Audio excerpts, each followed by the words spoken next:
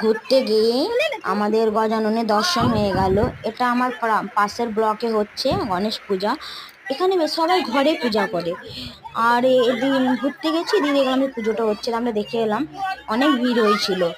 আমরা যখন গিয়েছি তখন অনেকটা দেরিতে গিয়েছি, তো ওই জন্য খুবই কম আছে। এখানে পুরোহিত ছাড়াই পুজো হয়ে যায়। মানে পুরোহিতের দরকার নেই, এখানে যে লেডিসরা আছে তারাই কীর্তনের মতো করে, গণেশজি গান করে, গান করে, আরতি করে, সমস্ত কিছু করে। আর এখানে তোমার এখানে যে অল্প লোক দেখতে পাচ্ছ, এখন তো লেডিস বা জেন্টস কম, কিন্তু এর আগে অনেক ছিল।